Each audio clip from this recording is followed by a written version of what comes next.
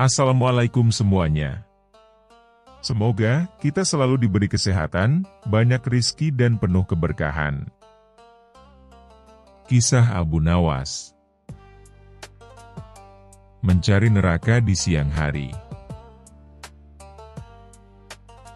Pada masa mudanya, Abu Nawas tumbuh sebagai pemuda cerdas dan penuh semangat.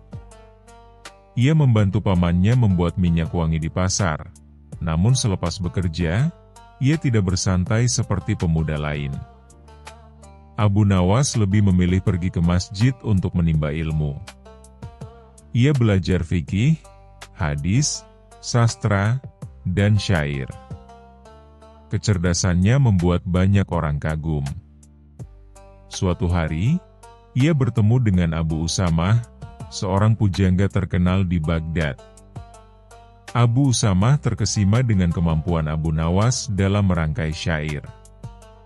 Sejak saat itu, Abu Usamah membimbingnya dan menjadikan Abu Nawas semakin piawai dalam sastra. Waktu berlalu. Abu Nawas pun dikenal sebagai sosok jenaka dan bijaksana, bahkan hingga menjadi staf ahli Raja Harun al-Rasyid. Namun, ada satu kisah yang membuat warga Baghdad geger. Suatu siang yang terik, Abu Nawas terlihat berjalan di jalanan kota, membawa lampu minyak menyala. Ia menoleh ke kiri dan ke kanan, lalu berhenti di setiap sudut rumah, menggoyangkan lampu itu seolah sedang mencari sesuatu. Orang-orang mulai bergunjing, Abu Nawas pasti sudah gila. Siang bolong bawa lampu, matahari sedang terang benderangnya. Tapi Abu Nawas tetap melanjutkan aksinya. Esok harinya, ia melakukan hal yang sama, bahkan lebih pagi. Ia menyusuri ganggang Baghdad dengan lampu minyak yang menyala. Warga semakin resah. Mereka pun mendekatinya dan bertanya, "Wahai Abu Nawas, apa yang kau cari dengan lampu di siang hari begini?" Dengan tenang, Abu Nawas menjawab, "Aku sedang mencari neraka." Jawaban itu membuat warga semakin yakin, Abu Nawas telah kehilangan akal. Hari ketiga, ia tetap melakukan hal serupa. Akhirnya, para warga yang tak sabar menangkapnya dan menyeretnya ke pengadilan.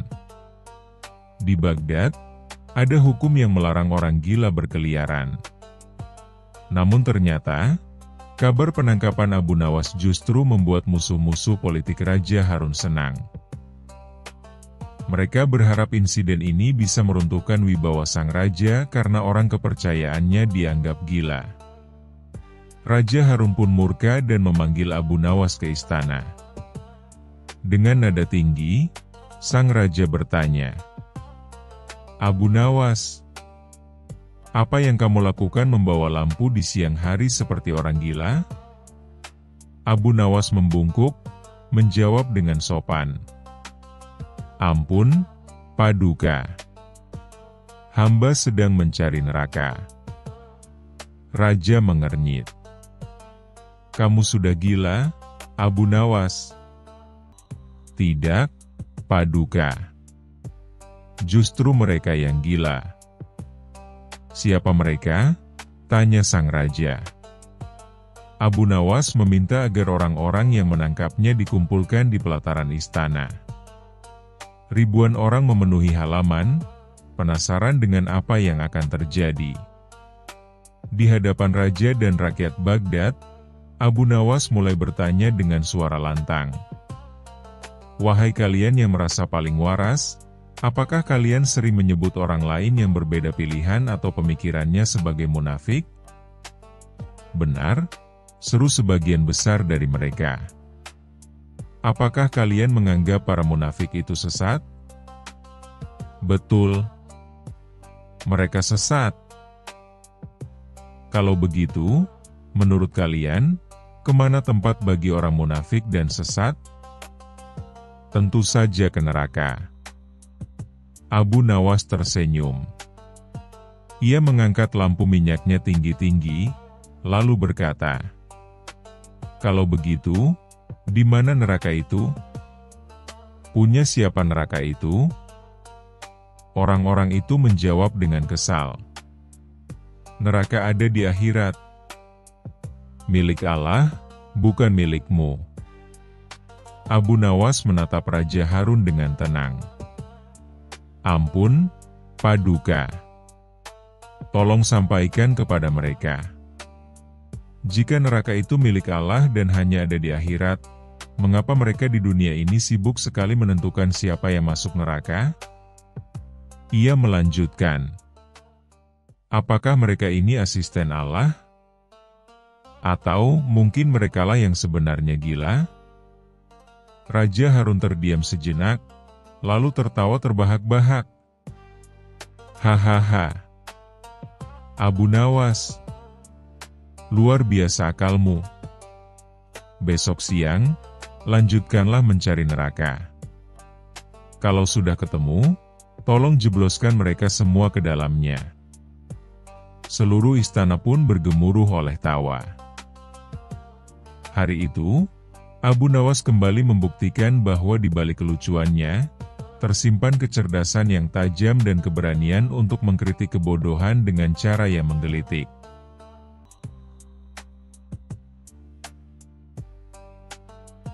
Kisah selanjutnya. Kisah Abu Nawas. Raja yang ingin terbang. Pada suatu hari yang cerah di kerajaan Baghdad, Raja Harun al-Rasyid duduk termenung di balkon istananya yang megah. Angin semilir berhembus lembut, burung-burung beterbangan di langit biru, dan awan-awan bergulung manis seperti kapas raksasa. Sang Raja menatap langit itu dengan pandangan penuh harap, lalu menghela napas panjang. Ah, alangkah indahnya menjadi seekor burung, gumam sang Raja. Mereka bebas terbang kemana saja. Mengapa manusia tidak bisa terbang seperti burung? Tiba-tiba, matanya menyala-nyala penuh semangat. Ia menepuk-nepuk lututnya dan berdiri dengan semangat berapi-api. Pengawal, panggilkan Abu Nawas ke istana sekarang juga, perintahnya lantang. Beberapa saat kemudian, Abu Nawas, si cerdik nan nyentrik, muncul di hadapan sang Raja. Ia memakai sorban putih yang sedikit miring, jubah putih yang agak kusut, dan rompi tortilla kebanggaannya. Wajahnya selalu ramah, tapi matanya menyimpan kilatan cerdik. Salam untuk tuanku yang agung, setampan rembulan, sebijak Nabi Sulaiman, dan sekaya laut Tigris, sapa Abu Nawas sambil membungkuk dengan gaya berlebihan. Raja tersenyum, senang dengan pujian itu.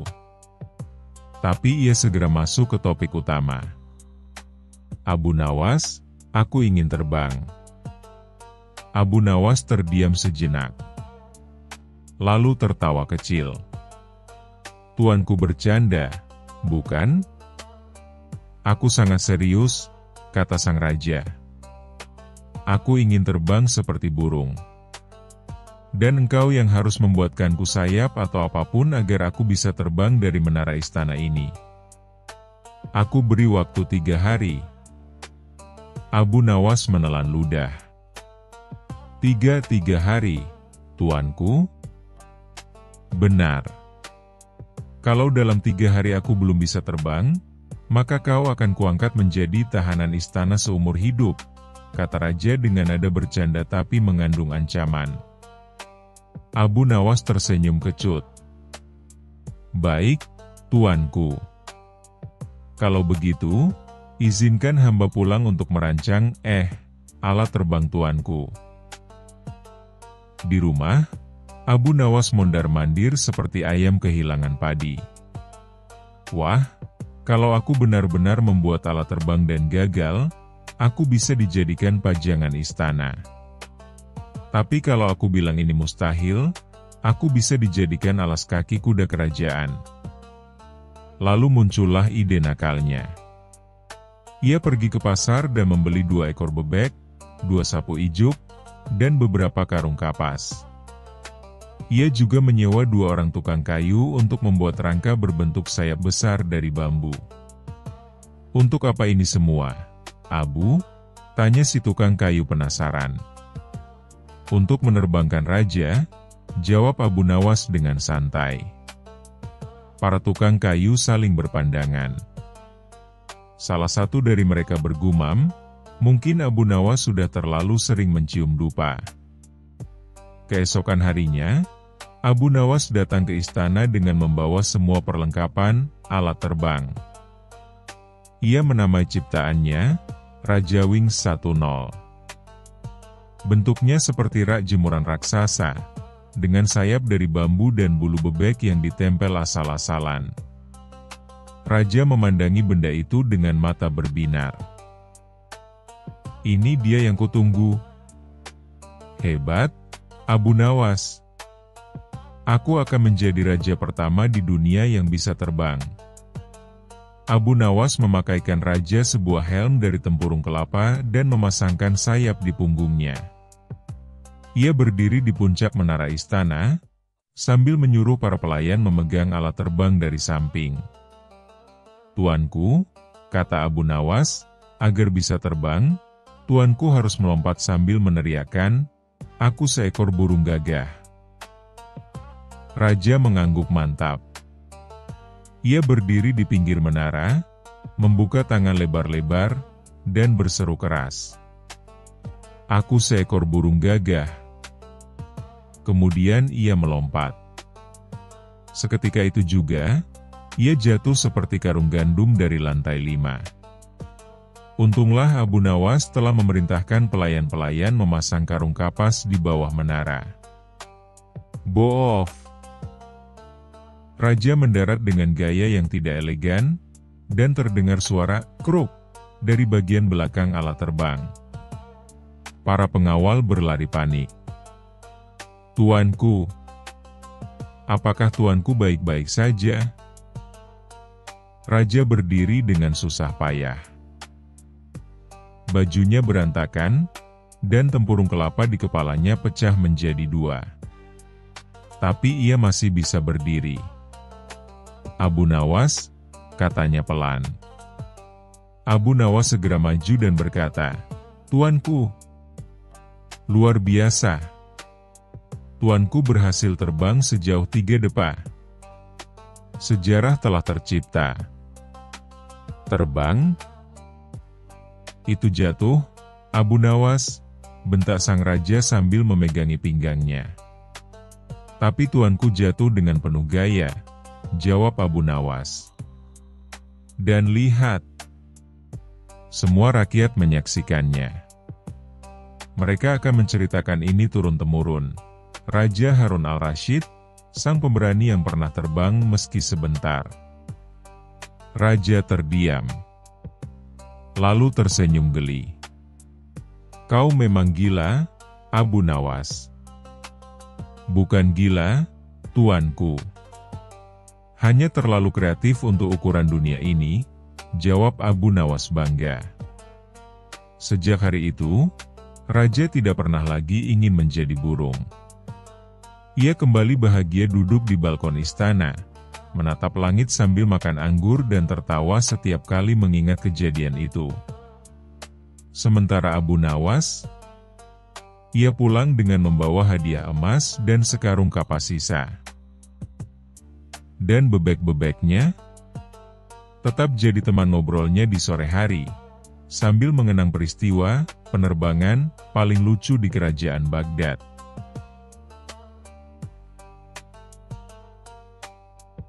Kisah selanjutnya. Kisah Abu Nawas. Lautan Api.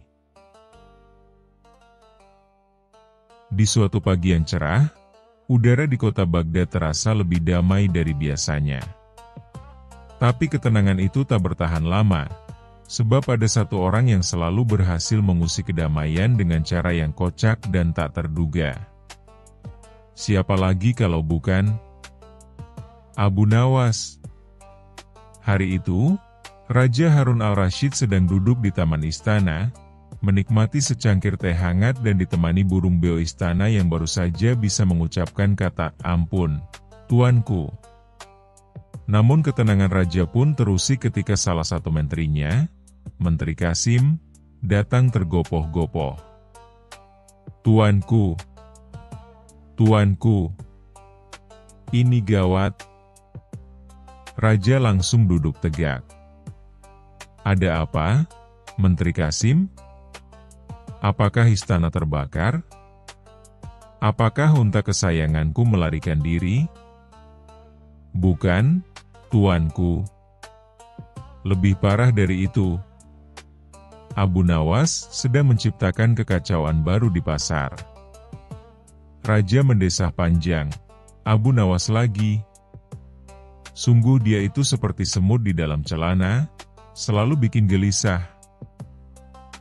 Menteri Kasim menjelaskan bahwa Abu Nawas telah berdiri di tengah pasar dan mengumpulkan orang-orang sambil berteriak, "Aku akan menyeberangi lautan api." Mendengar ini, raja tertawa geli. Tapi karena penasaran, ia memerintahkan prajurit untuk membawa Abu Nawas ke istana.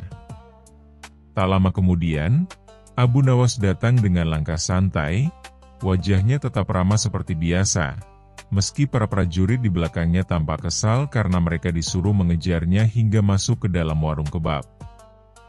Raja bertanya, "Abu Nawas, aku dengar kau membuat keributan di pasar. Kau bilang ingin menyeberangi lautan api? Apa maksudmu? Jangan bilang kau ingin menyulut api di sungai Tigris." Abu Nawas menjawab santai, "Oh tidak, tuanku. Saya hanya sedang berlatih untuk menghadapi masa depan." Raja mengernyit, "Maksudmu?"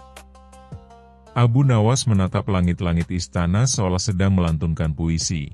"Saya dengar, orang berdosa akan dilempar ke lautan api di akhirat. Maka saya pikir, kenapa tidak mulai latihan dari sekarang?"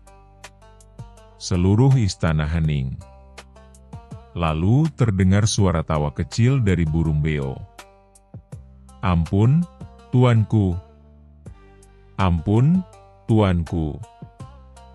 Raja tak bisa menahan tawa.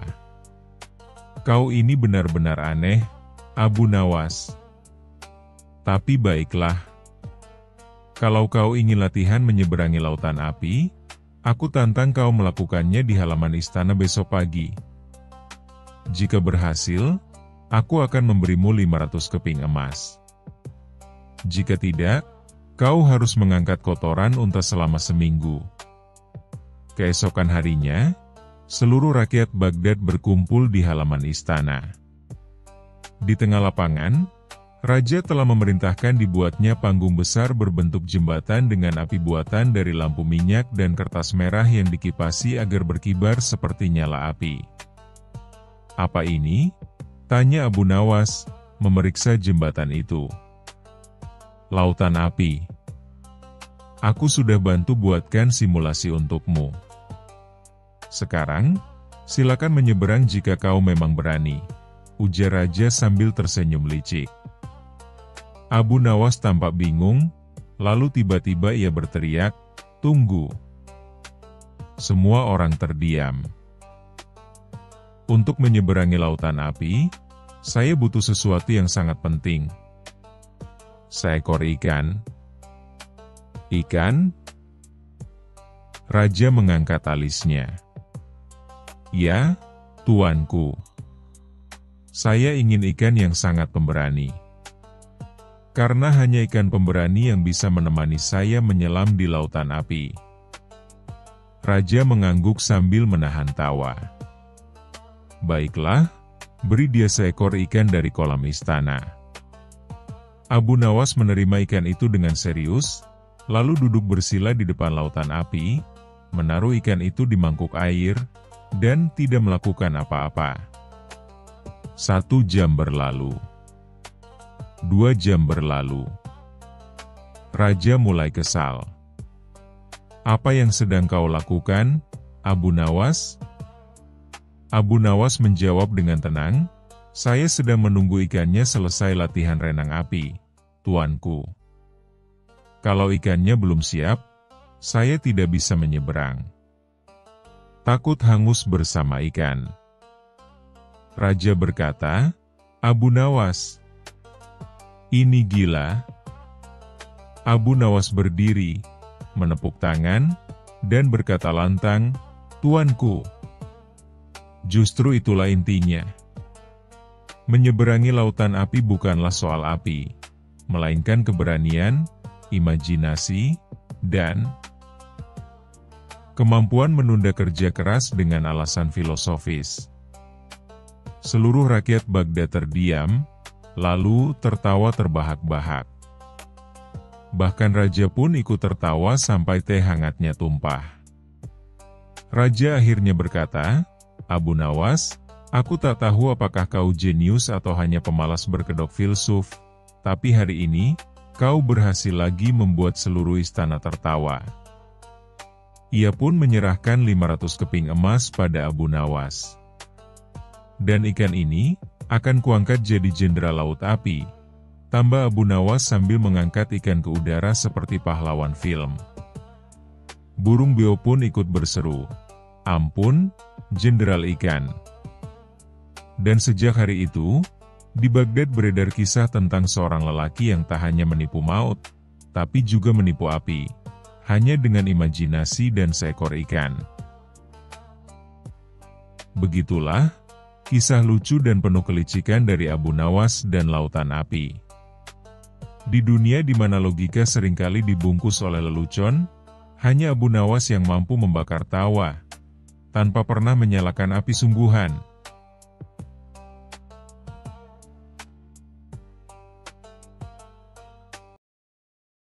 Kisah selanjutnya. Kisah Abu Nawas. Buku yang bisa menjawab. Pada suatu hari yang cerah di kota Baghdad, ketika matahari belum terlalu garang dan angin bertiup lembut seperti bisikan ibu kepada anaknya, Abu Nawas sedang duduk santai di depan rumahnya. Ia menikmati secangkir teh hangat dan roti pipi sambil membaca buku yang tampak sangat tua dan berdebu. Namun, ada yang aneh dari buku itu. Buku itu tidak punya judul, dan setiap kali Abu Nawas membuka halamannya, tulisan di dalamnya berubah-ubah. Terkadang muncul puisi, terkadang muncul resep masakan, bahkan sesekali muncul daftar harga unta di pasar. Buku ini aneh sekali. Tapi menarik, gumam Abu Nawas sambil tersenyum penuh rasa ingin tahu. Tak lama kemudian, datang seorang tetangganya yang bernama Jamal, pria kurus tinggi dengan rambut berantakan seperti terkena badai pasir semalam. Abu Nawas, aku dengar kau punya buku yang bisa menjawab semua pertanyaan, tanya Jamal dengan mata membelalak penuh semangat. Abu Nawas berpikir sejenak, lalu tersenyum penuh akal. Benar, Jamal. Buku ini sangat cerdas. Tanyakan apapun, maka buku ini akan menjawab. Tapi, bagaimana cara bertanyanya? Cukup dekatkan mulutmu ke buku dan ajukan pertanyaan dengan serius, kata Abu Nawas sambil menahan tawa. Jamal langsung mendekat, memegang buku itu, dan dengan sangat khusyuk berkata, "Wahai buku ajaib, berapa jumlah bulu hidungku sekarang?" Buku itu diam. Tak ada suara. Tak ada tulisan. Hening. Tiba-tiba, angin bertiup dan membuka halaman buku itu. Muncul tulisan besar. Tanya pertanyaan yang masuk akal, wahai manusia aneh. Jamal melongo. Apa-apaan ini? Abu Nawas menahan tawa sekuat tenaga, lalu menepuk bahu Jamal. Nah, itu artinya pertanyaanmu terlalu konyol. Kabar tentang buku yang bisa menjawab menyebar cepat seperti aroma nasi kebuli saat waktu berbuka. Sampai akhirnya Raja Harun al-Rasyid sendiri mendengarnya. Raja pun segera memanggil Abu Nawas ke istana. "Wahai Abu Nawas, katanya engkau punya buku yang bisa menjawab apa saja?" tanya sang raja penasaran. "Benar, tuanku. Tapi buku ini hanya menjawab pertanyaan yang tulus dan penuh kebingungan, bukan pertanyaan iseng seperti jumlah bulu hidung," jelas Abu Nawas sambil mengangkat alis. Raja tertarik. Ia pun mendekat ke buku dan bertanya, "Wahai buku yang bijaksana, mengapa manusia mudah sekali tergoda oleh kekuasaan?" Buku itu tiba-tiba bergetar, halaman-halamannya membuka sendiri, lalu muncullah jawaban. "Karena kursi raja lebih empuk daripada tikar rakyat." Raja tercengang, lalu tertawa terbahak-bahak. "Hahaha. Buku ini jujur sekali." Seorang menteri tua yang sangat serius, dan selalu curiga terhadap Abu Nawas, ikut mencoba. Ia berkata keras, "Aku ingin mengetes buku ini." "Kalau memang hebat," jawab ini, "berapa jumlah pasir di padang gurun Arab?" Buku itu sejenak diam, lalu perlahan muncul tulisan. "Lebih banyak dari rencanamu yang gagal, wahai menteri penasaran." Semua orang di istana tertawa. Menteri itu mendelik, wajahnya memerah seperti tomat matang. Tapi ia tak bisa membantah, karena memang rencananya selalu gagal. Setelah semua orang puas dengan pertanyaan dan jawaban ajaib, raja pun bertanya, "Abu Nawas, dari mana engkau mendapatkan buku ini?" Abu Nawas mengangkat buku itu tinggi-tinggi dan berkata, "Buku ini adalah buku kosong. Aku hanya menulis cepat dengan tinta ajaib saat mereka sedang berpikir. Dan halaman ini kutaruh bubuk kayu manis agar ketika angin bertiup, halaman terbuka sendiri."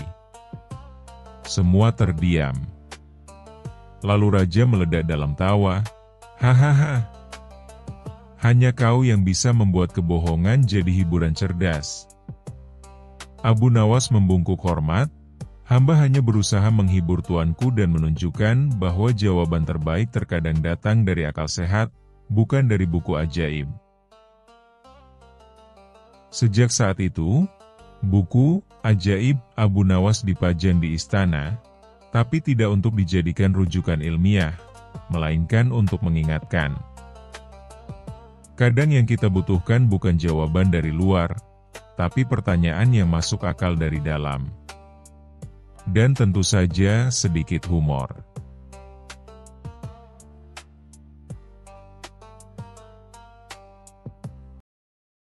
Kisah selanjutnya.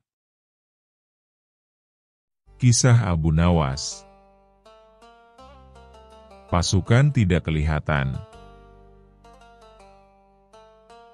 Pada suatu pagi yang cerah di kota Baghdad, Raja Harun al-Rasyid duduk di singgasananya sambil mengelus jenggot.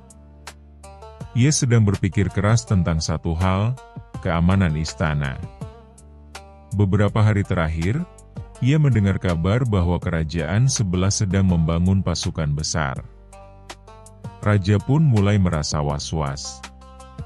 "Aku butuh sesuatu yang bisa membuat kerajaan kita ditakuti oleh semua orang," ujar sang raja dengan semangat. Salah satu menteri mendekat, "Paduka, bagaimana jika kita memperkuat benteng? Sudah bosan dengan batu bata." "Aku ingin sesuatu yang mengejutkan," bentak raja. Tiba-tiba, seorang pengawal berkata dengan pelan, "Paduka, bagaimana kalau minta bantuan Abu Nawas? Dia biasanya punya ide-ide gila yang, entah bagaimana berhasil." Sang raja langsung berdiri. "Ya, Abu Nawas. Si licik itu pasti bisa membantu. Cepat panggil dia ke istana." Tak lama kemudian, Abu Nawas muncul di hadapan raja dengan senyum ramah dan jubah lusuhnya yang khas. Dengan tangan bersedekap dan kepala sedikit menunduk, ia bertanya, "Ada yang bisa saya bantu, Paduka?" "Abu Nawas," kata sang raja dengan suara dramatis, "aku ingin engkau membuat pasukan yang tidak kelihatan." "Ya, pasukan tak terlihat. Agar musuh gentar meskipun tak melihat siapapun." Abu Nawas terdiam sejenak, menahan tawa dalam hati. Tapi wajahnya tetap serius. "Pasukan yang tidak kelihatan? Tentu bisa, Paduka. Tapi saya butuh waktu, dan sedikit biaya untuk riset gaib," jawab Abu Nawas sambil mengangkat alis. "Apapun yang kau butuhkan, akan kuberi. Tapi dalam 3 hari, pasukan itu harus siap," ujar raja penuh semangat. Abu Nawas segera pulang, duduk di ruang tamunya sambil tertawa berguling-guling. "Pasukan tidak kelihatan? Hahaha, ini lebih gila dari permintaan kucing jadi menteri." Tapi karena sudah terlanjur disanggupi, Abu Nawas pun mulai merancang rencana anehnya. Ia pergi ke pasar, membeli 100 keranjang kosong, beberapa karung gandum, dan 100 buah helm tua yang sudah penyok. Kemudian ia menyewa 100 pemuda pengangguran dari sudut kota. Tapi anehnya, ia menyuruh mereka bersembunyi di rumah masing-masing, dan tidak keluar sampai diberi perintah. "Kalau kalian keluar, kalian batal jadi pasukan tak terlihat," katanya serius. Para pemuda bingung, tapi senang karena tetap dibayar. 3 hari kemudian, Raja Harun al-Rasyid berdiri samping lapangan bersama para menteri dan panglima. Mereka semua sudah berkumpul untuk menyaksikan demonstrasi pasukan tidak kelihatan karya Abu Nawas. Trompet ditiup. Abu Nawas berdiri di tengah lapangan istana dengan pakaian serba putih, dan sebuah tongkat kayu di tangan. "Paduka Raja," katanya lantang, "izinkan saya memperkenalkan. Pasukan tidak kelihatan Abu Nawas." Ia berteriak, "Komandan pasukan, maju 1 langkah." Tidak ada apa-apa. Hening. "Lihat, Paduka. Dia sudah maju, tapi tidak terlihat," kata Abu Nawas sambil menunjuk ke udara kosong. Raja mengangguk-angguk. Hebat, sangat halus gerakannya, nyaris tak terdengar. Kemudian Abu Nawas berteriak lagi, "Pasukan, siapkan barisan. Formasi tempur." Ia memukul tongkat ke tanah. 100 keranjang kosong yang disusun berjajar mulai bergetar, karena dari dalamnya, Abu Nawas menyuruh para pelayannya menggoyangkannya dari bawah. Debu beterbangan. Raja dan para menteri membuka mulut lebar-lebar. Ajaib. Mereka bahkan mengguncang bumi. Abu Nawas melanjutkan, "Pasukan, serbu arah barat. Bayonet maju." Ia melempar 100 helm penyok ke udara. Helm-helm itu berguling-guling ke tanah dengan suara klontang-klontang-klontang. Raja berseru, "Masya Allah." Senjatanya sudah mulai berjatuhan. Hebat. Bahkan musuh pun belum datang, mereka sudah bersiap menyerang. Setelah pertunjukan itu, Raja Harun al-Rasyid bertepuk tangan dengan semangat. "Abu Nawas, ini luar biasa. Pasukan tak terlihat ini pasti membuat musuh takut sebelum perang dimulai." Semua menteri ikut bersorak, padahal mereka sebenarnya tidak paham apa yang mereka lihat. "Mulai besok, pasukan ini harus berjaga di perbatasan selatan," kata Raja bangga. Abu Nawas langsung pucat. Paduka, itu pasukannya terlalu kuat, terlalu berbahaya. Saya khawatir tanah perbatasan tidak cukup kuat menahan energi mereka. Raja mengangguk serius. Betul. Jangan sampai tanah kita longsor karena getaran mereka. Sejak hari itu, Raja Harun al-Rasyid sering menyombongkan pasukan tidak kelihatan kepada tamu-tamu kerajaan. Namun anehnya, tak seorang pun pernah melihat pasukan itu lagi. Karena memang, tidak ada. Dan Abu Nawas, ia tertidur nyenyak di rumahnya, sambil memandangi uang bayaran dari raja dan tertawa pelan. Hahaha, kalau tidak kelihatan, ya jangan dicari. Kadang-kadang, kreativitas lebih menakutkan dari kekuatan. Dan di tangan Abu Nawas, bahkan hal yang tidak ada, bisa jadi luar biasa.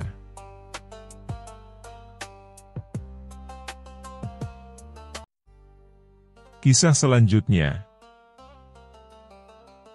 Kisah Abu Nawas. Pedang tidak berguna. Pada masa keemasan kekhalifahan Abbasiyah, di tengah kemegahan kota Baghdad yang tak pernah tidur, hidup seorang saudagar kaya raya bernama Umar bin Kamil. Ia bukanlah seorang prajurit, bukan pula seorang cendekiawan, melainkan seorang pedagang kain sutra yang pandai menumpuk harta dan sangat gemar pamer. Umar sangat bangga akan kekayaannya. Setiap minggu ia mengganti jubahnya dengan kain sutra terbaik, mengganti sepatu kulitnya dengan yang lebih mengilap, dan lebih dari itu, ia suka memamerkan koleksi barang mewahnya kepada para pejabat istana. Tetapi, ada satu benda yang paling ia banggakan, sebuah pedang mahal yang dibelinya dari pedagang asing seharga 1.000 dinar emas. Pedang itu panjang, berkilau, dan dihiasi permata merah delima di gagangnya. Bilahnya berlapis emas tipis, sementara sarungnya terbuat dari kulit unta langka yang dijahit dengan benang perak. Umar menyimpan pedang itu di dinding rumahnya, tepat di tengah ruangan utama agar setiap tamu yang datang langsung melihatnya. Suatu malam, ketika ia mengadakan jamuan makan malam mewah, seorang tamu bangsawan memuji pedangnya. "Wahai Umar, pedangmu benar-benar mengesankan. Seperti milik raja-raja Persia." Mata Umar berbinar. Ia pun membusungkan dada dan berkata lantang, "Pedang ini, lebih dari sekadar senjata. Ini adalah simbol kekuatan. Aku yakin, andai aku berikan ini pada Baginda Raja, beliau pasti mengangkatku sebagai penasihat istana atau bahkan panglima." Tawa kecil terdengar dari tamu-tamu lain, namun tidak ada yang berani meragukan niat Umar, karena mereka tahu Umar bisa membeli pengaruh dengan uangnya. Keesokan harinya, Umar pun berangkat menuju istana dengan membawa pedang itu dalam kotak mewah berlapis kain beludru merah. Setibanya di istana, ia disambut oleh pengawal kerajaan dan segera diizinkan masuk ke aula. Raja Harun al-Rasyid sedang duduk di singgasananya, ditemani oleh para menteri dan penasehat. Ketika Umar mempersembahkan pedang itu, ia berbicara dengan penuh percaya diri. "Baginda yang mulia, hamba mempersembahkan pedang terbaik dari timur jauh. Dibuat oleh pandai besi terhebat di negeri asing. Sebagai bentuk penghormatan dan pengabdian hamba kepada kerajaan ini." Raja memandangi pedang itu dengan kagum. Memang terlihat seperti harta kerajaan. Tapi Raja Harun bukan hanya penguasa, ia juga seorang pemimpin cerdas yang tak mudah tertipu oleh penampilan.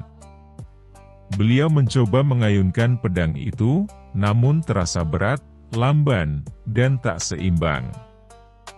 Bahkan saat ditarik cepat, suara "suis" yang biasa terdengar dari pedang tajam, tak muncul sama sekali. Raja mengernyit. Pedang ini tampaknya lebih cocok untuk digantung di dinding, bukan untuk bertempur. Umar tersenyum gugup. Baginda, itu hanya karena Baginda belum terbiasa menggunakannya. Ini adalah pedang bangsawan, bukan untuk tangan biasa. Raja terdiam. Lalu melirik salah satu penasihatnya dan berkata, "Panggil Abu Nawas.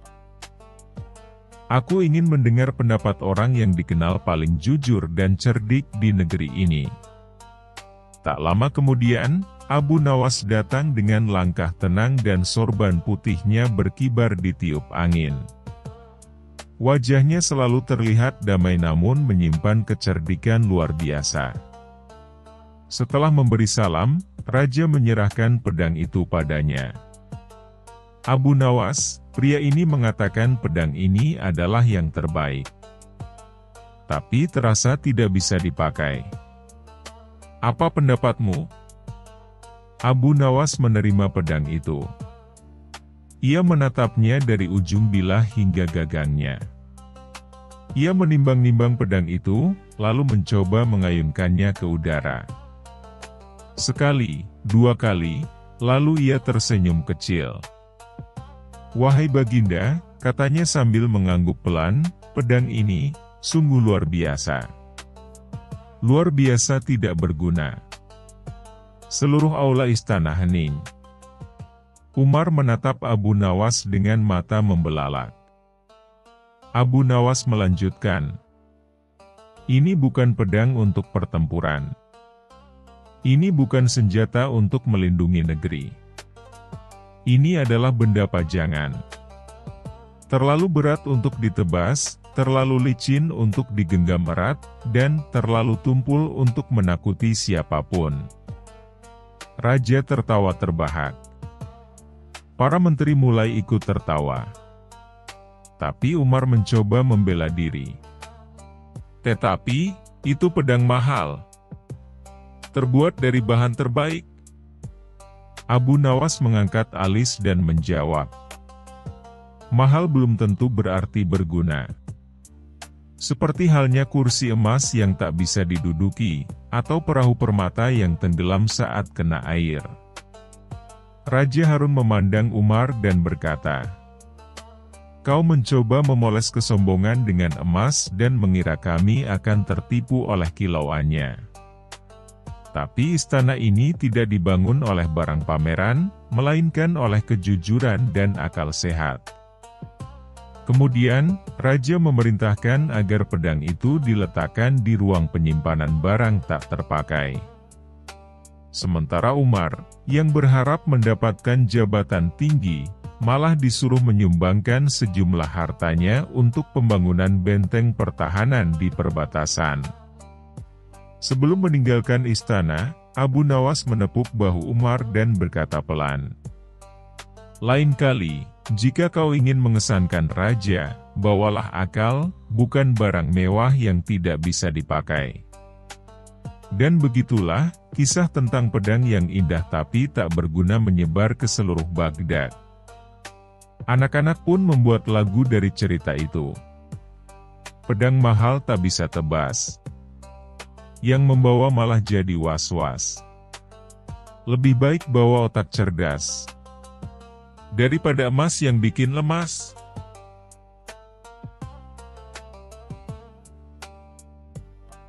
Kisah selanjutnya. Kisah Abu Nawas. Air mata sang menteri.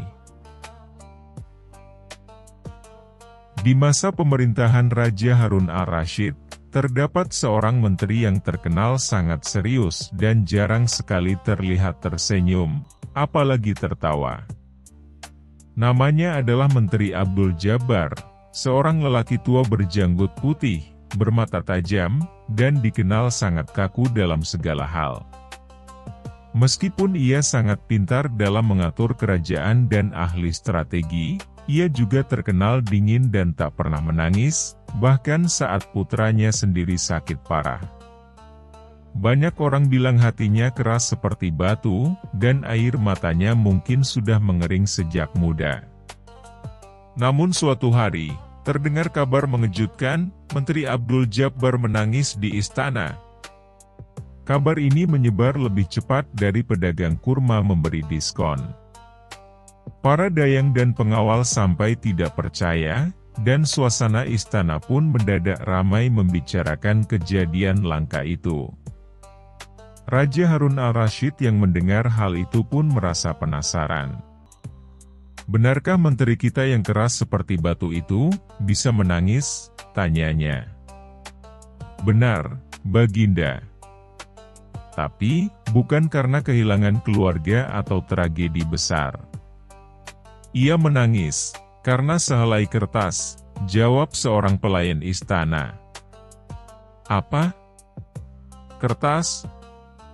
Raja hampir tersedak anggur delima. Karena penasaran, Raja memanggil Abu Nawas, satu-satunya orang yang sanggup menyelami misteri aneh di istana. Abu Nawas datang dengan senyumnya yang khas dan wajah penasaran. Ia membungkuk sopan lalu bertanya, Baginda memanggil hamba, ada teka-teki lagi kah? Bukan sekadar teka-teki, Abu Nawas, ujar sang raja. Ini adalah misteri paling membingungkan yang pernah kulihat, Menteri Abdul Jabbar, menangis. Abu Nawas terdiam sejenak, lalu tertawa pelan. Menangis? Mungkinkah hatinya melembut? Raja menggeleng. Tidak. Ia menangis gara-gara membaca selembar surat. Padahal isinya belum kami ketahui. Dan Baginda ingin saya menyelidiki penyebab air mata itu? Bukan hanya itu. Aku ingin tahu siapa yang mengirim surat itu, dan apa isinya hingga bisa membuat seorang seperti dia, mengalirkan air mata. Abu Nawas mulai menyelidiki. Ia mendatangi ruang kerja sang menteri, yang sedang duduk tenang sambil membaca tumpukan laporan. Wajahnya sudah kembali datar, seolah tak pernah menangis.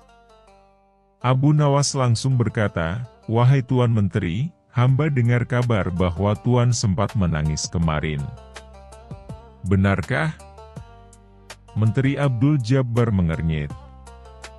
Itu bukan urusanmu. Abu Nawas tersenyum. Benar. Tapi Raja sudah menjadikan ini urusan negara. Menteri mendesah berat.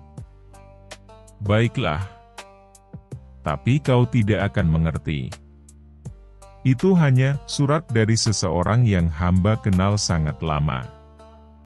Surat sederhana, tapi membuat kenangan lama menyerbu hati. Siapakah pengirimnya? Tanya Abu Nawas penasaran. Seseorang dari masa lalu. Seorang sahabat masa kecil yang kini jadi pengemis di sudut kota Baghdad. Ia menuliskan kenangan kami, tentang masa kecil yang sederhana dan jujur. Abu Nawas akhirnya diizinkan membaca surat itu.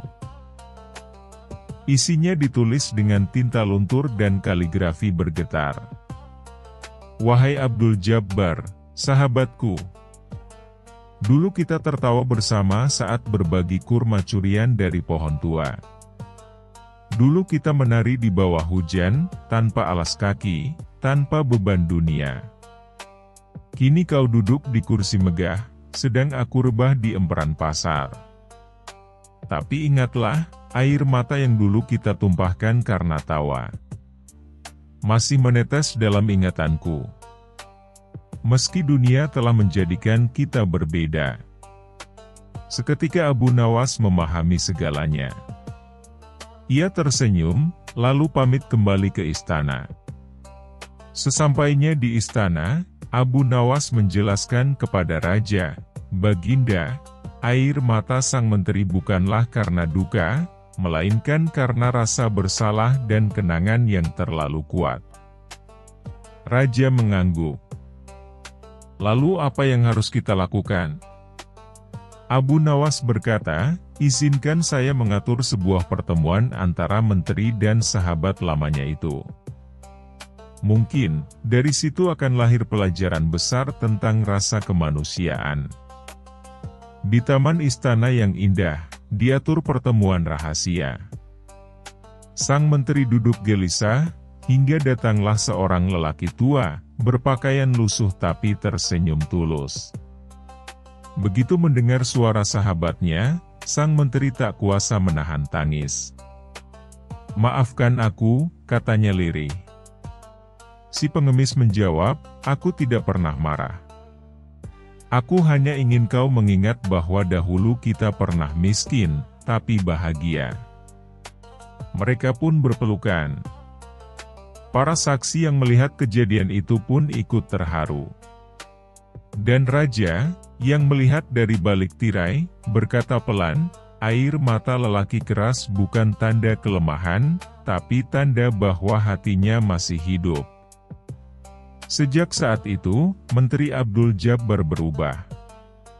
Ia lebih ramah, lebih hangat, dan mulai memberi perhatian kepada kaum miskin. Bahkan ia sering duduk di taman, mendengarkan kisah-kisah rakyat kecil. Dan Abu Nawas? Ia tersenyum puas, lalu berkata, "Kadang, selembar surat lebih kuat dari 1000 cambuk. Dan air mata, bisa lebih tajam dari pedang."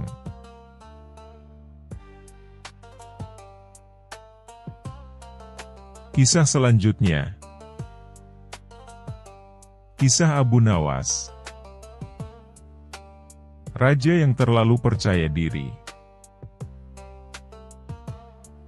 Di suatu pagi yang cerah di kota Baghdad, suasana istana tampak lebih meriah dari biasanya.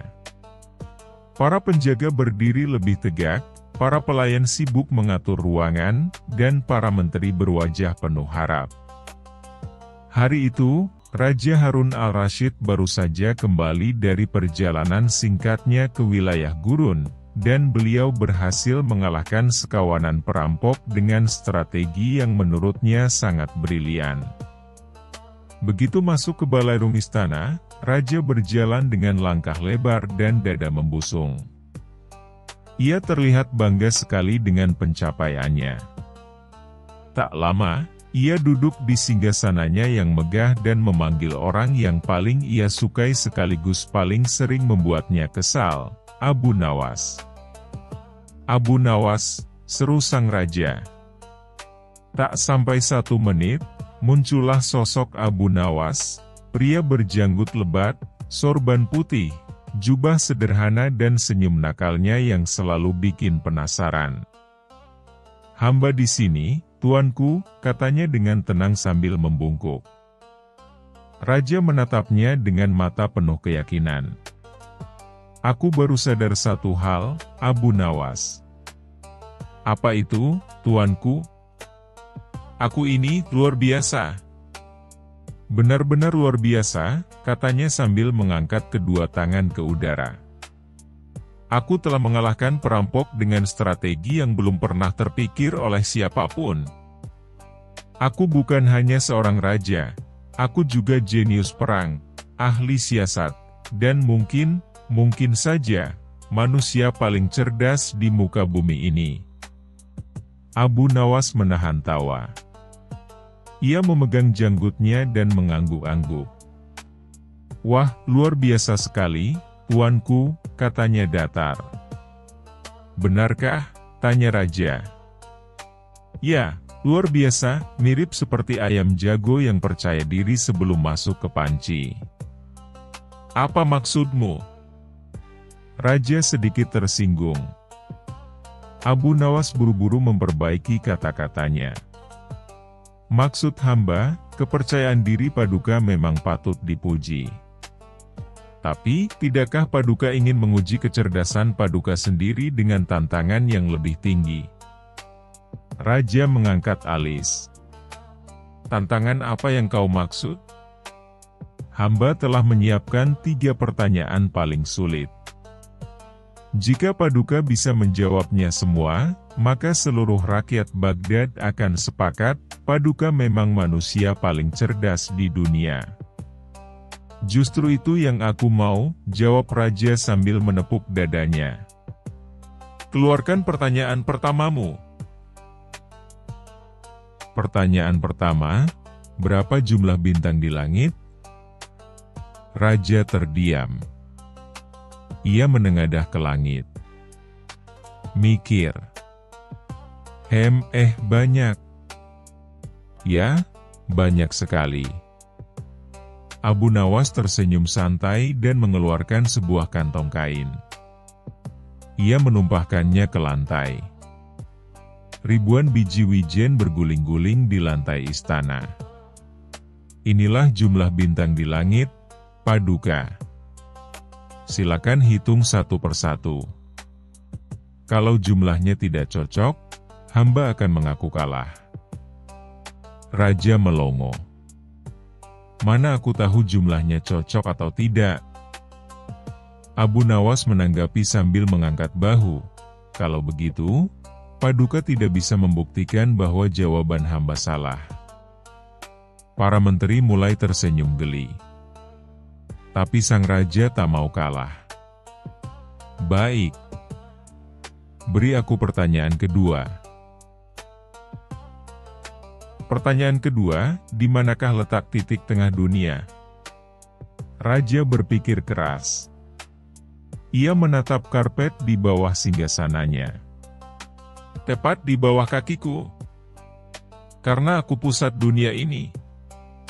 Abu Nawas selalu menancapkan tongkat ke lantai istana, tepat di dekat pintu masuk. Menurut hamba, titik tengah dunia ada di sini. Kalau Paduka yakin tempat itu salah, silakan ukur dunia ini dari ujung ke ujung. Raja terdiam lagi.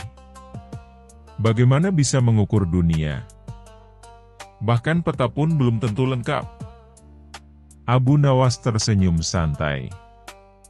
Kalau begitu, Paduka belum bisa membuktikan tempat itu salah. Artinya, jawaban hamba belum terbantahkan. Raja mulai berkeringat. Pertanyaan terakhir, serunya. Ayo, cepat.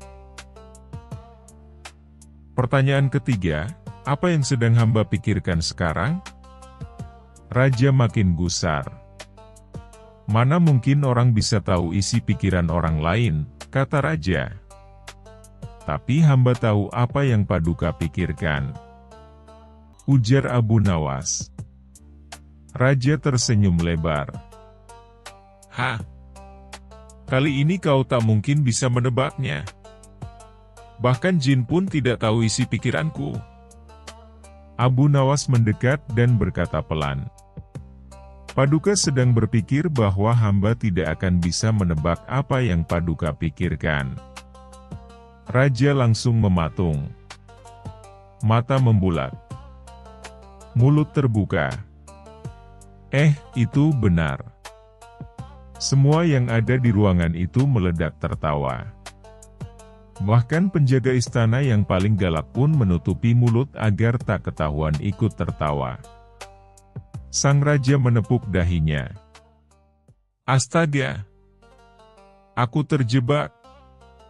Abu Nawas membungkuk dengan sopan. Hamba hanya menjawab sesuai logika, Paduka. Bukan maksud mempermalukan. Raja akhirnya ikut tertawa. Kau menang lagi, Abu Nawas. Tapi jangan bilang siapa-siapa. Abu Nawas tersenyum. Tentu, Paduka. Tapi, mungkin cerita ini akan sampai ke pasar, lalu ke seluruh Baghdad, dan mungkin jadi dongeng turun-temurun. Pelajaran yang dapat kita ambil. Kadang yang paling cerdas bukanlah yang tahu segalanya, tapi yang tahu bagaimana membuat orang lain bingung tanpa merasa tersinggung. Seperti biasa, Abu Nawas bukan hanya cerdas, tapi juga cerdik, lucu, dan selalu menang dengan gaya.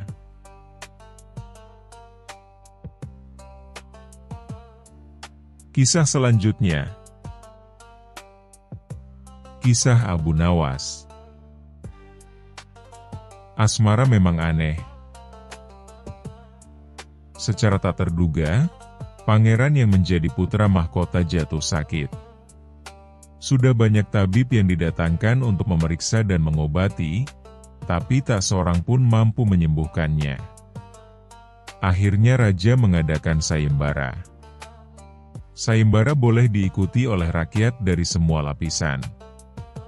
Tidak terkecuali oleh para penduduk negeri tetangga. Sayembara yang menyediakan hadiah menggiurkan itu dalam waktu beberapa hari berhasil menyerap ratusan peserta. Namun, tak satu pun dari mereka berhasil mengobati penyakit sang pangeran. Akhirnya sebagai sahabat dekat, Abu Nawas menawarkan jasa baik untuk menolong sang putra mahkota. Baginda Harun al-Rasyid menerima usul itu dengan penuh harap. Abu Nawas sadar bahwa dirinya bukan tabib. Dari itu ia tidak membawa peralatan apa-apa. Para tabib yang ada di istana tercengang melihat Abu Nawas yang datang tanpa peralatan yang mungkin diperlukan. Mereka berpikir mungkinkah orang macam Abu Nawas ini bisa mengobati penyakit sang pangeran? Sedangkan para tabib terkenal dengan peralatan yang lengkap saja tidak sanggup. Bahkan penyakitnya tidak terlacak. Abu Nawas merasa bahwa seluruh perhatian tertuju padanya. Namun Abu Nawas tidak begitu memperdulikannya. Abu Nawas dipersilahkan memasuki kamar pangeran yang sedang terbaring. Ia menghampiri sang pangeran dan duduk di sisinya. Setelah Abu Nawas dan sang pangeran saling pandang beberapa saat, Abu Nawas berkata, "Saya membutuhkan seorang tua yang di masa mudanya sering mengembara ke pelosok negeri." Orang tua yang diinginkan Abu Nawas didatangkan. "Sebutkan satu persatu nama-nama desa di daerah selatan," perintah Abu Nawas kepada orang tua itu. Ketika orang tua itu menyebutkan nama-nama desa bagian selatan, Abu Nawas menempelkan telinganya ke dada sang pangeran. Kemudian Abu Nawas memerintahkan agar menyebutkan bagian utara, barat dan timur. Setelah semua bagian negeri disebutkan, Abu Nawas mohon agar diizinkan mengunjungi sebuah desa di sebelah utara. Raja merasa heran. "Engkau kuundang ke sini bukan untuk bertamasya.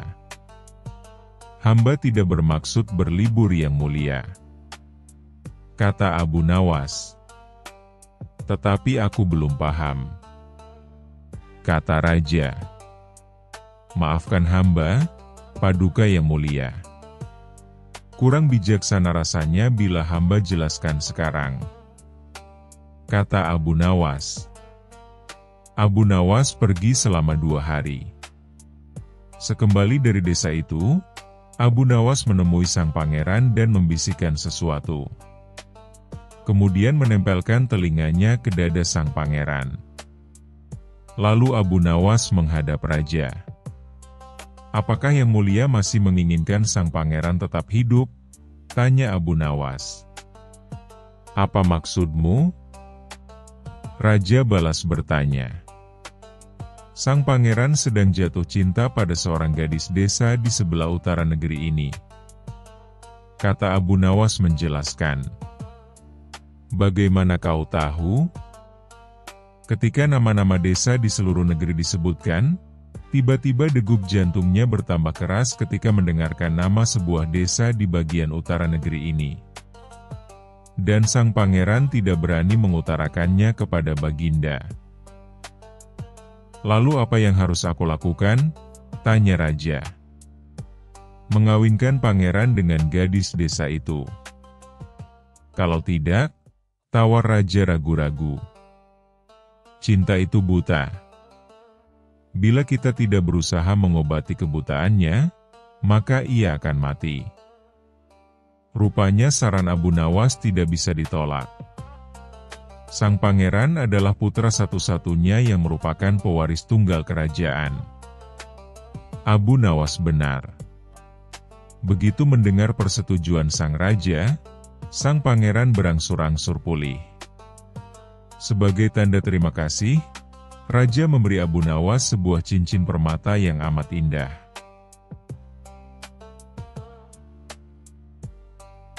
Kisah selanjutnya. Kisah Abu Nawas. Abu Nawas mati. Baginda Raja pulang ke istana dan langsung memerintahkan para prajuritnya menangkap Abu Nawas. Tetapi Abu Nawas telah hilang entah kemana, karena ia tahu sedang diburu para prajurit kerajaan.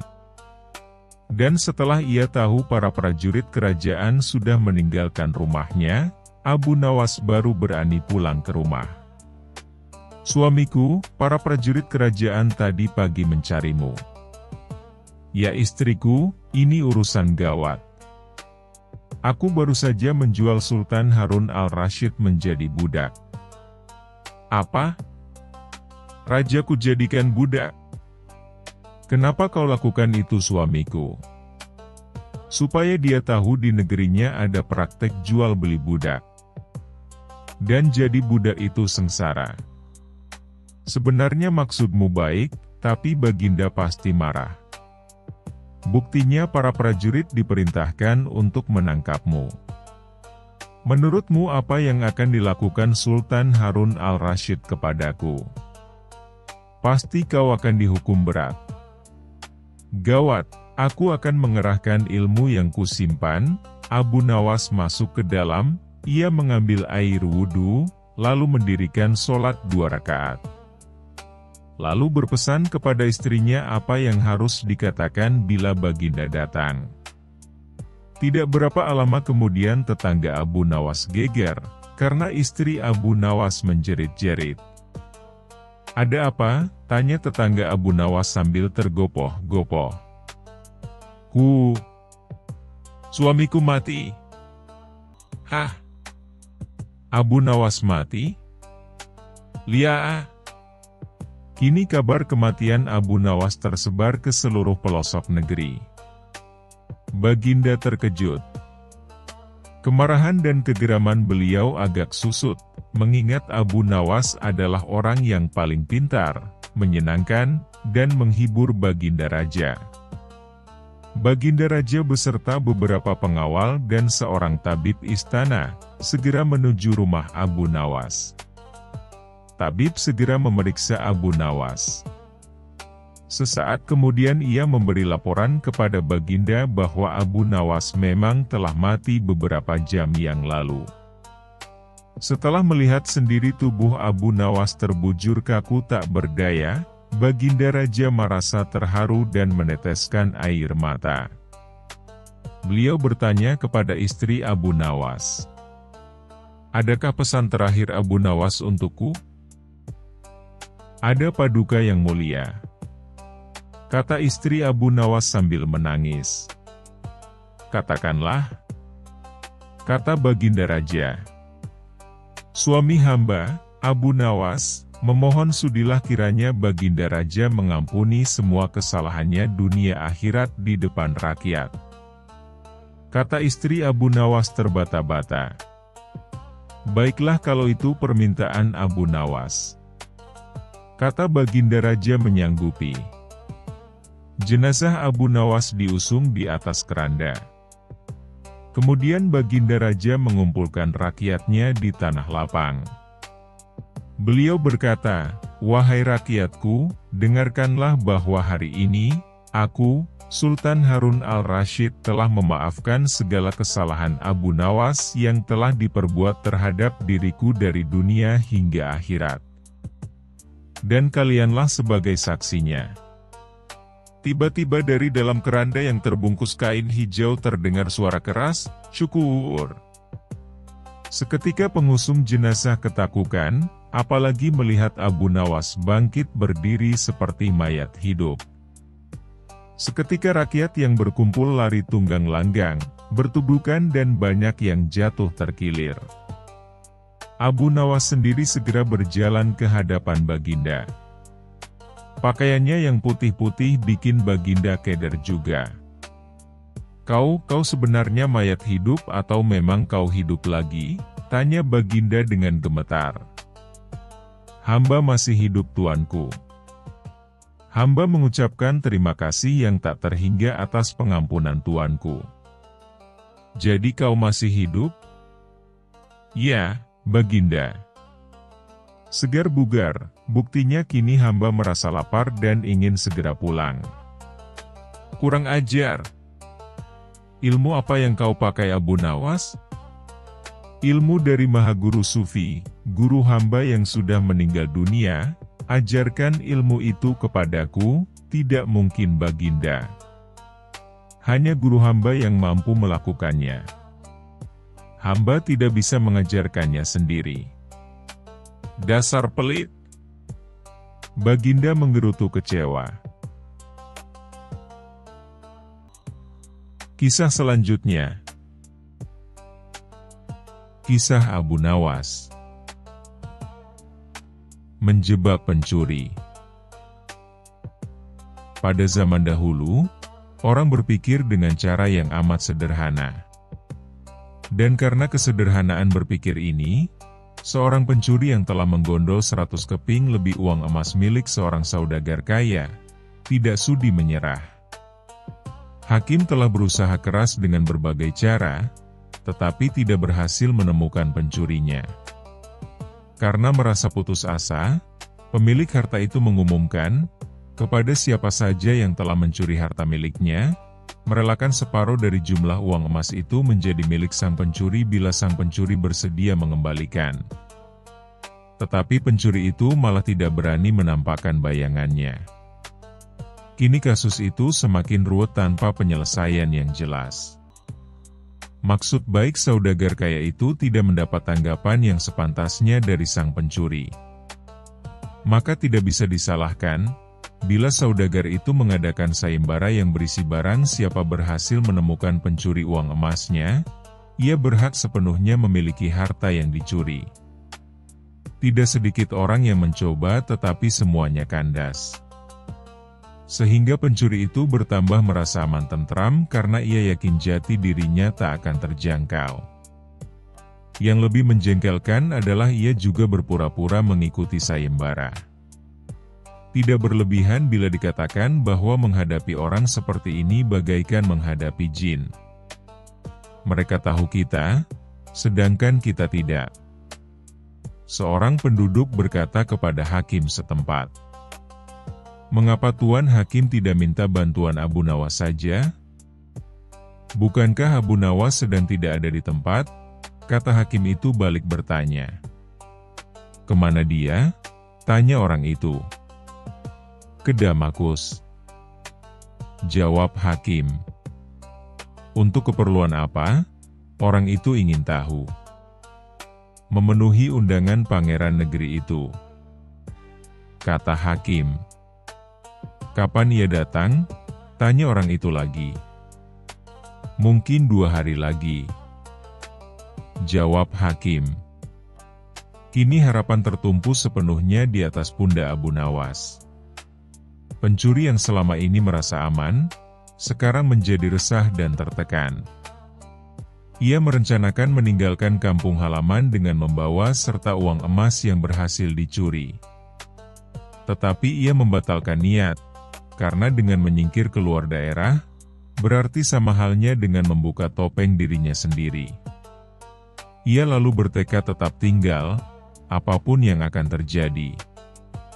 Abu Nawas telah kembali ke Baghdad karena tugasnya telah selesai. Abu Nawas menerima tawaran mengikuti sayembara menemukan pencuri uang emas.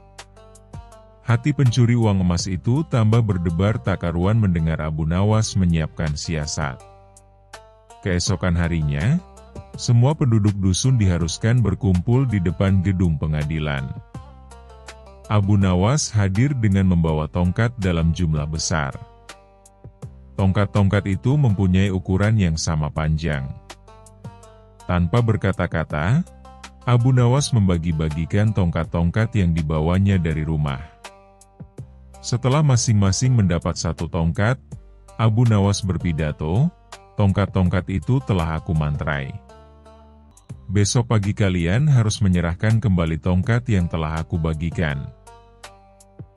Jangan khawatir, tongkat yang dipegang oleh pencuri yang selama ini menyembunyikan diri akan bertambah panjang 1 jari telunjuk. Sekarang pulanglah kalian. Orang-orang yang merasa tidak mencuri tentu tidak mempunyai pikiran apa-apa. Tetapi sebaliknya, si pencuri uang emas itu merasa ketakutan. Ia tidak bisa memejamkan mata walaupun malam semakin larut. Ia terus berpikir keras. Kemudian ia memutuskan memotong tongkatnya sepanjang 1 jari telunjuk. Dengan begitu tongkatnya akan tetap kelihatan seperti ukuran semula. Pagi hari, orang mulai berkumpul di depan gedung pengadilan. Pencuri itu merasa tenang karena ia yakin tongkatnya tidak akan bisa diketahui karena ia telah memotongnya sepanjang 1 jari telunjuk. Bukankah tongkat si pencuri akan bertambah panjang 1 jari telunjuk? Ia memuji kecerdikan diri sendiri karena ia ternyata akan bisa mengelabui Abu Nawas. Antrian panjang mulai terbentuk. Abu Nawas memeriksa tongkat-tongkat yang dibagikan kemarin. Pada giliran si pencuri tiba, Abu Nawas segera mengetahui, karena tongkat yang dibawanya bertambah pendek 1 jari telunjuk.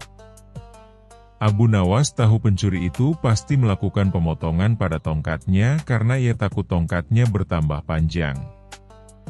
Pencuri itu diadili dan dihukum sesuai dengan kesalahannya. 100 keping lebih uang emas kini berpindah ke tangan Abu Nawas. Tetapi Abu Nawas tetap bijaksana, sebagian dari hadiah itu diserahkan kembali kepada keluarga si pencuri, sebagian lagi untuk orang-orang miskin dan sisanya untuk keluarga Abu Nawas sendiri.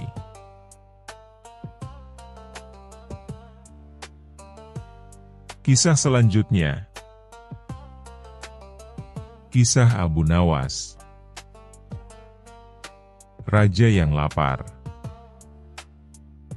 Suatu hari, Raja Harun al-Rasyid merasa sangat lapar setelah seharian berburu di hutan. Saat kembali ke istana, ia memerintahkan para juru masak untuk segera menyiapkan makanan yang lezat. Setelah beberapa saat, makanan pun tersaji di meja, dan Raja langsung menyantapnya dengan lahap. Setelah makan, Raja berkata kepada para penasihatnya, "Makanan ini terasa luar biasa enak. Apakah karena dimasak dengan lebih baik atau karena aku sangat lapar?" Para penasihat bingung menjawabnya. Beberapa berkata bahwa itu karena juru masak kerajaan sangat ahli, sementara yang lain berpendapat bahwa rasa lapar membuat makanan terasa lebih nikmat. Akhirnya, Raja memanggil Abu Nawas untuk menjawab pertanyaannya. "Abu Nawas, menurutmu, mengapa makanan tadi terasa lebih enak? Apakah karena dimasak dengan lebih baik atau karena aku sangat lapar?" tanya Raja. Abu Nawas tersenyum dan menjawab, "Paduka, tidak ada bumbu yang lebih nikmat dari rasa lapar." Raja mengernyitkan dahi. "Apa maksudmu? Jika makanan enak hanya karena dimasak dengan baik, maka seseorang yang kenyang tetap akan merasa sangat menikmatinya. Tapi jika seseorang sangat lapar, bahkan makanan yang sederhana pun terasa luar biasa lezat," jelas Abu Nawas. Raja tertawa dan mengangguk setuju. "Kau memang selalu punya jawaban yang cerdas, Abu Nawas." Sejak saat itu, Raja semakin menyadari bahwa lapar adalah bumbu terbaik yang membuat makanan terasa lebih nikmat.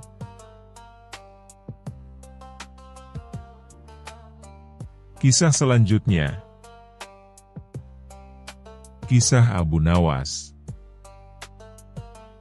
Istri yang cemburu. Abu Nawas dikenal sebagai seorang yang cerdik, jenaka, dan sering diundang ke istana oleh Baginda Raja untuk menghibur serta memberikan nasihat. Namun, kecerdikannya itu justru membuat istrinya sering merasa cemburu. Suatu hari, seorang tetangga datang ke rumah Abu Nawas dan berbincang dengan istrinya. Dengan suara penuh rasa ingin tahu, tetangga itu berkata, "Aku sering mendengar bahwa suamimu sangat pandai bicara dan sering bercanda dengan banyak orang di istana, termasuk para wanita di sana. Kau tidak takut kalau dia tergoda oleh wanita lain?"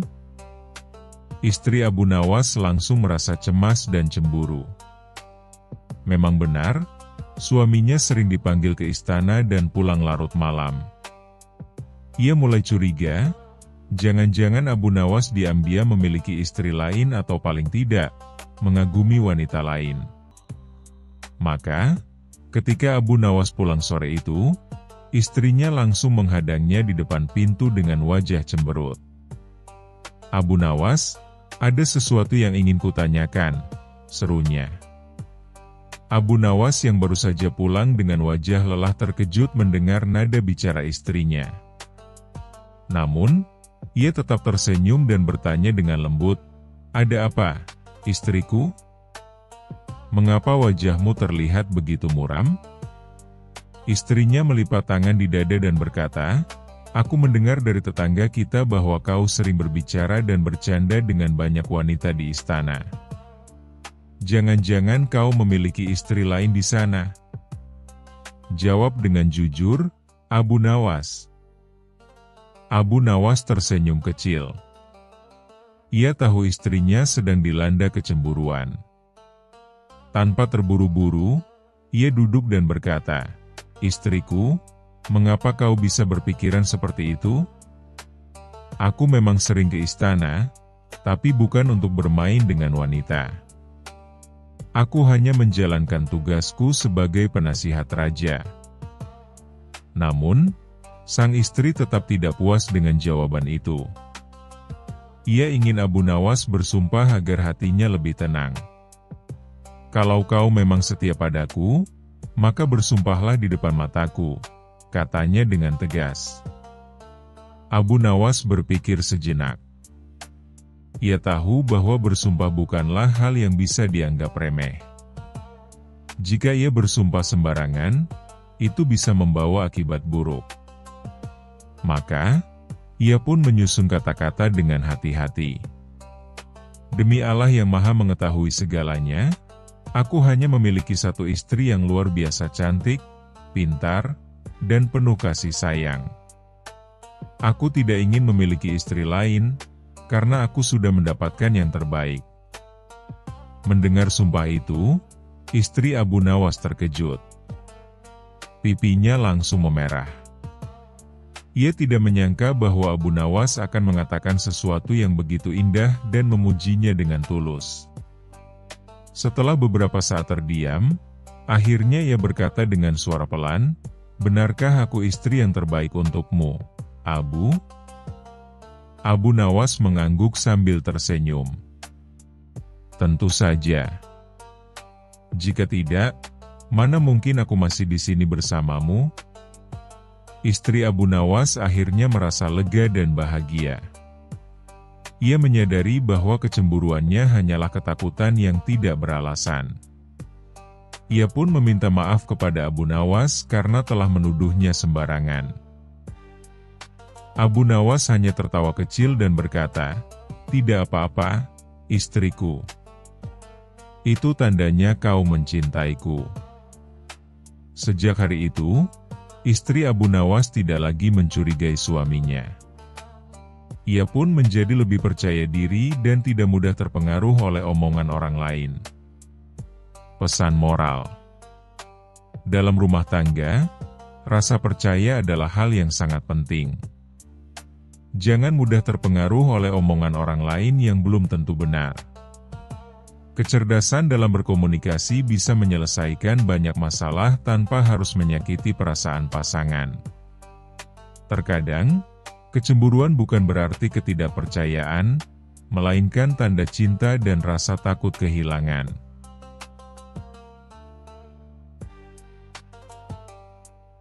Kisah selanjutnya. Kisah Abu Nawas. Burung ajaib. Pada suatu pagi yang cerah, Abu Nawas sedang duduk santai di bawah pohon rindang di dekat rumahnya. Ia menikmati semilir angin yang bertiup lembut sambil merenungkan nasibnya. Sebagai seorang pria cerdas dan penuh akal, ia sering dipanggil oleh Raja Harun al-Rasyid untuk memecahkan masalah-masalah sulit. Namun, kali ini, ada sesuatu yang lebih menarik menantinya. Tiba-tiba, seorang lelaki tua dengan jubah lusuh mendekatinya. Matanya penuh kebijaksanaan, tetapi wajahnya terlihat cemas. "Wahai Abu Nawas, aku butuh bantuanmu," kata lelaki itu. "Apa yang bisa aku lakukan untukmu, wahai orang tua?" tanya Abu Nawas dengan ramah. Lelaki itu menghela napas panjang. "Aku memiliki seekor burung ajaib yang mampu berbicara dalam bahasa manusia dan bernyanyi dengan suara merdu. Namun, beberapa hari yang lalu, burung itu dicuri oleh seseorang yang sangat licik. Burung itu kini berada di istana Raja Harun al-Rasyid, dan aku tidak tahu bagaimana cara mengambilnya kembali." Mata Abu Nawas berbinar. Ini bukan pertama kalinya ia berhadapan dengan masalah aneh yang berkaitan dengan istana. Namun, jika burung itu benar-benar ajaib, pasti ada sesuatu yang lebih besar yang sedang terjadi. "Baiklah, wahai orang tua. Aku akan membantumu mendapatkan kembali burung itu, tapi aku butuh lebih banyak informasi. Bagaimana burung itu bisa sampai di istana?" Lelaki tua itu menjelaskan bahwa seorang pedagang kaya bernama Kasim telah mencuri burung tersebut dan menjualnya kepada raja. Kasim dikenal sebagai pria tamak dan licik, dan ia telah meyakinkan raja bahwa burung itu adalah miliknya sejak dulu. Mendengar cerita itu, Abu Nawas tersenyum kecil. Ia sudah memiliki rencana dalam benaknya. Abu Nawas segera berangkat menuju istana Raja Harun al-Rasyid. Saat ia sampai di sana, ia melihat banyak orang berkumpul di halaman istana. Rupanya, raja sedang mengadakan pertunjukan untuk menunjukkan burung ajaib yang baru saja dibelinya. Burung itu dikurung dalam sangkar emas yang indah, dan para tamu istana terpukau saat mendengarnya berbicara dengan fasih. "Wahai Raja yang agung," kata burung itu dengan suara jernih, "terima kasih telah membawaku ke istanamu yang megah. Namun, aku memiliki rahasia besar yang hanya bisa kuceritakan kepada orang yang paling bijak di negeri ini." Mata raja berbinar. Ia sangat penasaran. "Katakanlah, wahai burung ajaib. Aku adalah raja yang bijak, aku ingin tahu rahasiamu." Namun, burung itu menundukkan kepalanya. "Ampun, Baginda, aku hanya bisa mengungkapkan rahasia ini kepada Abu Nawas. Sebab hanya dia yang cukup cerdik untuk memahami maknanya." Semua orang terkejut. Raja Harun al-Rasyid langsung mengutus pengawal untuk mencari Abu Nawas, tetapi sebelum pengawal sempat pergi, Abu Nawas sudah melangkah maju dengan tenang. "Ampun, Baginda, aku sudah berada di sini," katanya dengan penuh hormat. Sang raja tersenyum dan menyuruhnya mendekat. "Abu Nawas, burung ini mengatakan bahwa ia memiliki rahasia penting. Dengarkan dan katakan padaku apa maksudnya." Abu Nawas mendekati sangkar emas, lalu menatap burung itu dengan penuh perhatian. Burung itu berkicau dengan suara pelan, seolah berbicara hanya untuk Abu Nawas. "Wahai Abu Nawas, aku adalah burung milik seorang lelaki tua yang bijaksana. Aku tidak seharusnya berada di sini. Tolonglah aku." Abu Nawas mengangguk dan berbalik menghadap raja. "Baginda, burung ini memang memiliki rahasia besar, tetapi ia meminta agar aku mengujinya terlebih dahulu untuk memastikan keasliannya. Sebab, ada kemungkinan burung ini adalah jelmaan seseorang atau memiliki kekuatan magis yang belum kita ketahui." Raja mengerutkan kening. Lalu, bagaimana caramu menguji burung ini, Abu Nawas? Baginda, aku membutuhkan ruangan yang gelap dan tenang. Di sana, aku akan berbicara dengan burung ini tanpa ada gangguan. Jika burung ini benar-benar ajaib, ia akan menunjukkan kekuatannya. Raja yang penasaran segera mengizinkan Abu Nawas membawa burung itu ke dalam ruangan tertutup. Para prajurit mengantar Abu Nawas masuk ke dalam kamar kosong di istana, lalu menutup pintunya rapat-rapat. Setelah yakin bahwa tidak ada yang melihatnya, Abu Nawas membuka pintu sangkar dan membebaskan burung itu. Dengan kepakan sayapnya yang anggun, burung itu segera terbang keluar lewat jendela kecil. Beberapa saat kemudian, Abu Nawas keluar dari ruangan dengan wajah serius. Baginda, burung itu memang ajaib. Ia berkata bahwa jika ingin mengetahui rahasianya, Baginda harus membawanya ke tempat asalnya, yaitu rumah pemiliknya yang sebenarnya. Hanya di sana rahasia itu bisa diungkap. Raja Harun al-Rasyid termenung sejenak, lalu mengangguk. Kalau begitu, kita harus membawanya ke sana. Di mana burung itu sekarang? Abu Nawas menundukkan kepalanya dengan penuh penyesalan. Ampun, Baginda, ketika aku sedang berbicara dengannya, tiba-tiba burung itu menghilang begitu saja. Seolah ia mengerti bahwa tempatnya bukan di istana ini. Raja terkejut, tetapi akhirnya ia menghela napas panjang. Burung itu memang luar biasa. Sayang sekali kita kehilangannya. Namun, aku percaya bahwa jika ia memang memiliki rahasia besar, suatu hari nanti ia akan kembali dan mengungkapkannya. Para tamu istana yang mendengar itu mengangguk setuju. Sementara itu, Abu Nawas menahan senyum. Ia tahu bahwa burung itu sekarang telah kembali kepada pemilik aslinya. Setelah urusan itu selesai, Abu Nawas berpamitan kepada raja dan kembali ke rumahnya. Di perjalanan, ia bertemu dengan lelaki tua yang tadi menemuinya. Abu Nawas, aku tidak tahu bagaimana harus berterima kasih kepadamu, kata lelaki tua itu dengan mata berkaca-kaca. Abu Nawas hanya tersenyum. Tidak perlu berterima kasih, wahai orang tua. Aku hanya melakukan apa yang benar. Ingatlah, kejujuran dan kebaikan selalu menemukan jalannya sendiri. Lelaki tua itu mengangguk penuh syukur, lalu membawa burungnya pergi ke tempat yang aman. Dan begitulah, dengan kecerdikan dan akalnya, Abu Nawas sekali lagi berhasil menyelesaikan masalah yang tampaknya mustahil.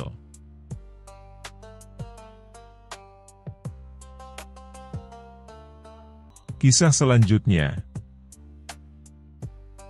Kisah Abu Nawas. Tebak-tebakan ajaib. Di masa pemerintahan Raja Harun al-Rasyid, hiduplah seorang pria yang terkenal karena kecerdikan dan kecerdasannya. Pria itu bernama Abu Nawas. Siapapun di negeri itu mengenal nama Abu Nawas, bahkan hingga ke pelosok desa. Tak hanya rakyat biasa, Raja Harun al-Rasyid sendiri pun sangat kagum dengan akal dan ide-ide luar biasa Abu Nawas. Namun, meskipun sering mengagumi Abu Nawas, Raja juga memiliki kebiasaan unik. Ia sering memberikan tantangan yang sulit kepada Abu Nawas. Bagi sang raja, memberikan ujian kepada Abu Nawas adalah sebuah hiburan yang menguji kecerdasan keduanya.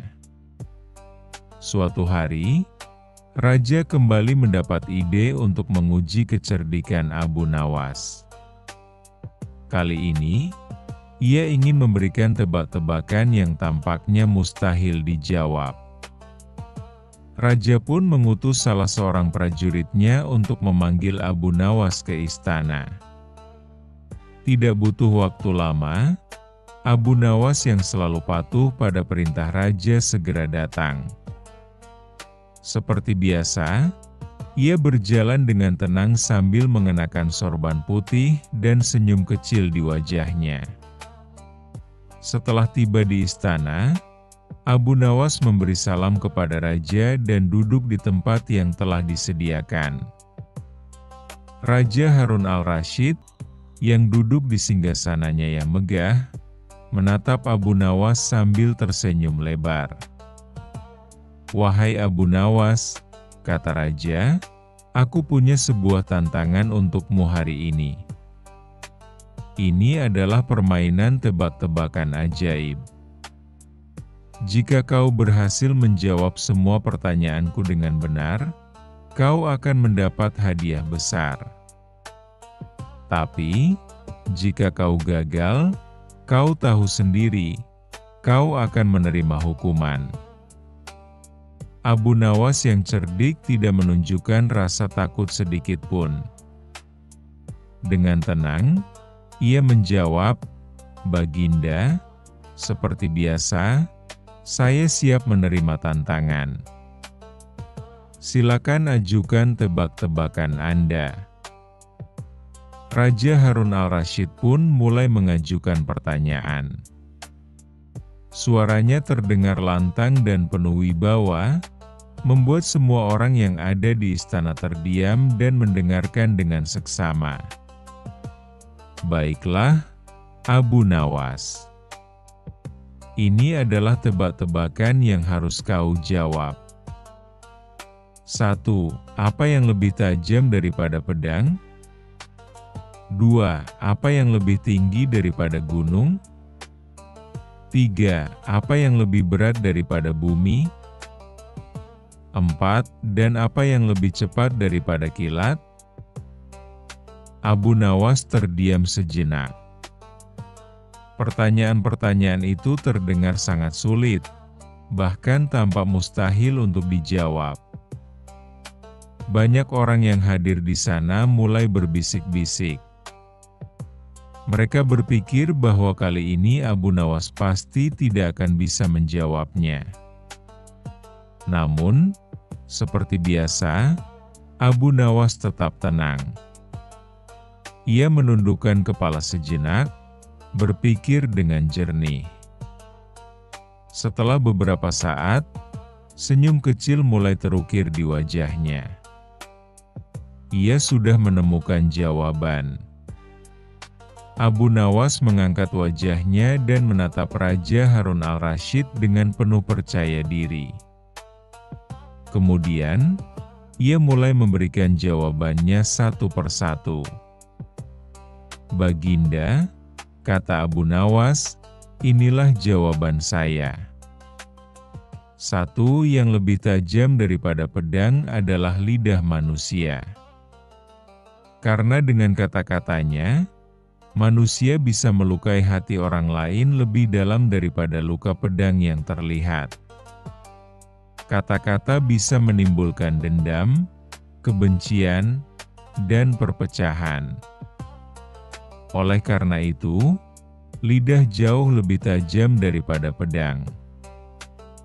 2. Yang lebih tinggi daripada gunung adalah angan-angan. Karena manusia bisa berangan-angan setinggi langit. Tidak ada batas bagi mimpi dan keinginan manusia. Mereka bisa berharap apa saja, bahkan yang melampaui kenyataan. 3. Yang lebih berat daripada bumi adalah amanah. Sebab, memikul tanggung jawab dan menjaga kepercayaan adalah sesuatu yang sangat berat. Banyak orang yang tidak sanggup menanggung amanah yang diberikan kepadanya. 4. Dan yang lebih cepat daripada kilat adalah pikiran manusia. Karena pikiran bisa melesat kemana saja dalam sekejap. Kita bisa memikirkan masa lalu, membayangkan masa depan, dan berkelana dalam pikiran hanya dalam hitungan detik. Setelah mendengar jawaban Abu Nawas, Raja Harun al-Rasyid tertegun. Wajahnya yang tadinya serius perlahan berubah menjadi cerah. Ia tersenyum, lalu tertawa terbahak-bahak. Luar biasa, Abu Nawas. Kau benar-benar cerdas. Jawabanmu tidak hanya tepat, tetapi juga penuh kebijaksanaan. Aku benar-benar kagum padamu. Semua orang yang ada di istana pun bertepuk tangan. Mereka juga terkesan dengan kecerdikan Abu Nawas yang mampu menjawab pertanyaan sulit dengan mudah dan penuh makna. Raja Harun al-Rasyid kemudian berkata, "Wahai Abu Nawas, kau memang pantas mendapat hadiah besar. Aku akan memberimu emas dan permata sebagai penghargaan atas kecerdasanmu." Abu Nawas mengangguk sambil tersenyum. "Terima kasih, Baginda. Tapi bagi saya, hadiah terbesar adalah melihat Baginda senang dan tersenyum." Raja semakin kagum mendengar jawaban itu. Abu Nawas bukan hanya cerdik, tetapi juga rendah hati. Cerita ini mengajarkan kita bahwa kecerdasan bukan hanya tentang menjawab soal atau tantangan, tetapi juga tentang berpikir dengan bijak dan tenang. Dengan kecerdikan, ketenangan, dan kebijaksanaan, masalah yang tampaknya sulit bisa diselesaikan dengan mudah. Selain itu, cerita ini juga mengingatkan kita tentang pentingnya menjaga amanah, berhati-hati dengan kata-kata, dan tidak berhenti bermimpi setinggi mungkin. Terima kasih sudah menonton. Jangan lupa like dan subscribe. Semoga keberkahan selalu dianugerahkan kepada kita semua. Wassalamualaikum